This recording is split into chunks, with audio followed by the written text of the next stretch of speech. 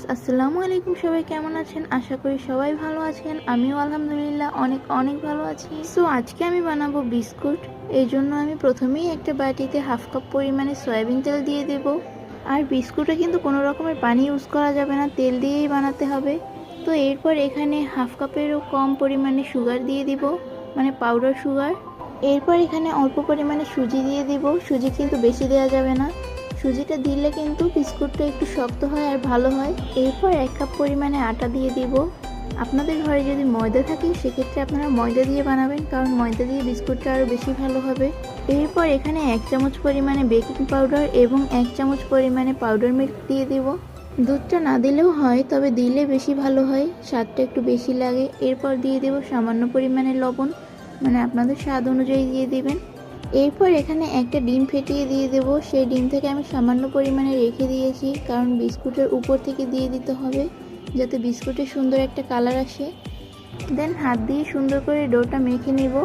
তো এখানে আটাটা কম হয়ে গিয়েছে, যার জন্য অনেকটাই নরম হয়েছে। তো এখানে এই জন্য আরও হাফ কাপ পরিমাণে আটা অ্যাড করে দেব। বিকজ বিস্কুটের জন্য পারফেক্ট একটা ডো না হলে কিন্তু বিস্কুটটা পারফেক্ট হবে না।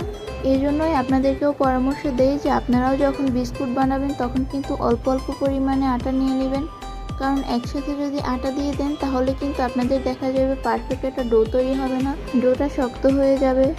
আর ভিউয়ার্স, আমি কিন্তু এই প্রথম বিস্কুট বানাচ্ছি, প্রথমবারেই আমার বিস্কুটটা পারফেক্ট হয়েছে। তো আপনারাও ভিডিওটা না টেনে পুরোটা দেখতে থাকুন, তাহলে আপনারাও পারফেক্ট বিস্কুট বানাতে পারবেন। তো এই তো আমি বিস্কুটের জন্য পারফেক্ট একটা ডো তৈরি করে নিয়েছি। ডোটা কিন্তু ঠিক এরকম হতে হবে, শক্তও না নরমও না, মাঝামাঝি থাকতে হবে। তো এরপর এই ডো থেকে আমি ছোট ছোট লিচি কেটে বিস্কুটগুলো বানিয়ে নিব গোল গোল শেপ করে। আপনারা আপনাদের ইচ্ছা মতো শেপ দিয়ে ডিজাইন করে নিতে পারেন। তো আমি সবগুলো বিস্কুট বানিয়ে নিয়েছি। এরপর চুলায় একটা পাতিল বসিয়ে ভিতরে স্ট্যান্ড দিয়ে দেন ঢাকনা দিয়ে 10 মিনিট হাই হিটে গরম করে নিব। তো আগে থেকেই যে সামান্য পরিমাণে ডিম রেখে দিয়েছিলাম, সেই ডিমটা আমি বিস্কুটের উপর থেকে সব জায়গা দিয়ে ছড়িয়ে দিব। তো এভাবে করে আমি সবগুলো বিস্কুটের উপর থেকেই দিয়ে দিয়েছি। এরপর বিস্কুটের প্লেটটা পাতিলের মধ্যে বসিয়ে ঢাকনা দিয়ে ঠিক 50 মিনিট অপেক্ষা করব। তো ফিরে আসলাম 50 মিনিট পর। দেখুন আমার বিস্কুটগুলো কিন্তু একদম পারফেক্টভাবে কুক হয়ে গিয়েছে।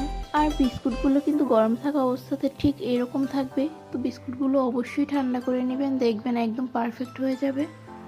তো এই তো আমার বিস্কুট বানানো শেষ। তো ভিউয়ার্স, এই বিস্কুটটা আমি দ্বিতীয়বার বানিয়েছিলাম, কেমন হয়েছে কমেন্টে জানাবেন। তো আজকের ভিডিও এই পর্যন্ত। ভিডিওটি ভালো লেগে থাকলে পেজটি ফলো দিয়ে লাইক কমেন্ট শেয়ার করে পাশেই থাকবেন। আল্লাহ হাফেজ।